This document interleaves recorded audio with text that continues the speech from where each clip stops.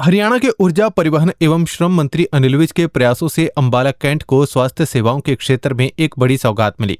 वर्ष 2022 में शुरू हुआ अटल कैंसर केयर सेंटर आज कैंसर मरीजों के लिए उम्मीद की नई किरण बनकर सामने आया है। आधुनिक चिकित्सा सुविधाओं से लैस ये अस्पताल न केवल अंबाला बल्कि हरियाणा और आसपास के राज्यों से आने वाले मरीजों को भी बेहतर इलाज उपलब्ध करा रहा है।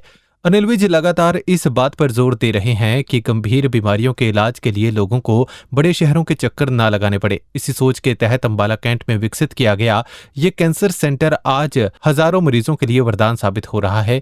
यहाँ अनुभवी डॉक्टर्स की टीम, आधुनिक मशीनों और बेहतर स्वास्थ्य सेवाओं के माध्यम से मरीजों का उपचार किया जा रहा है। अस्पताल की विशेषता केवल इलाज तक ही सीमित नहीं है। यहाँ मरीजों और उनके परिजनों को हरियाणा सरकार की विभिन्न कल्याणकारी योजनाओं की जानकारी भी दी जाती है। विशेष रूप से कैंसर पेंशन योजना के बारे में पात्र मरीजों को जागरूक किया जाता है ताकि आर्थिक रूप से जरूरतमंद परिवार सरकार की सहायता का लाभ उठा सके। इसके अलावा हरियाणा सरकार द्वारा प्रदेश में स्थापित 5 डे केयर कैंसर सेंटरों के माध्यम से भी मरीजों को समय पर उपचार और आवश्यक सुविधाएं उपलब्ध कराई जा रही हैं। अटल कैंसर केयर सेंटर के डायरेक्टर डॉक्टर यशपाल शर्मा का कहना है कि अस्पताल का उद्देश्य केवल कैंसर का इलाज करना ही नहीं बल्कि मरीजों को सरकार की योजनाओं से जोड़कर उन्हें हर संभव सहायता उपलब्ध कराना भी है।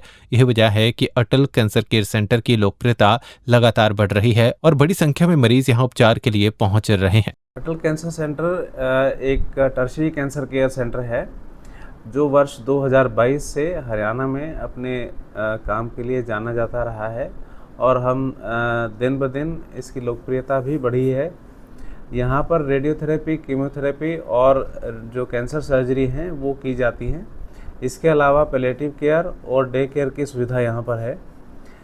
हम ना केवल इलाज के लिए बल्कि कुछ सामाजिक सुविधाएं हैं जैसे कि रोड ट्रैवल फैसिलिटी है, रेल ट्रैवल फैसिलिटी है या एयर ट्रैवल फैसिलिटी है, उसके लिए मरीजों को जो कंसेशनल पासेस या कंसेशनल सुविधाएं मिलती हैं उसके लिए भी एंडोर्स करते हैं।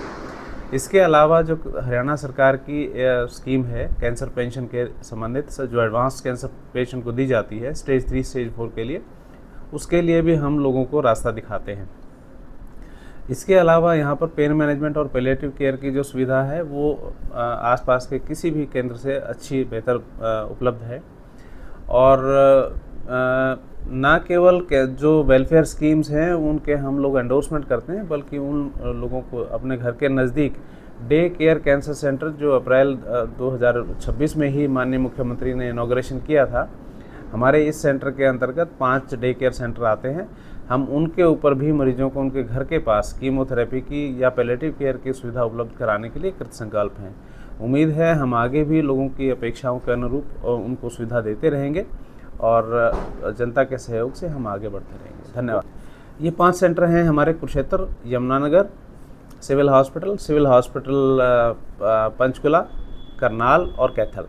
तो यहाँ पर डे केयर सेंटर आप तस्दीक कर सकते हैं कि बहुत अच्छे चल रहे हैं। वहाँ पर दवाएं भी उपलब्ध हैं और सुविधाएं भी, डॉक्टर भी उपलब्ध हैं। ये एक हमारा पोर्टल है ministry of health and family welfare का।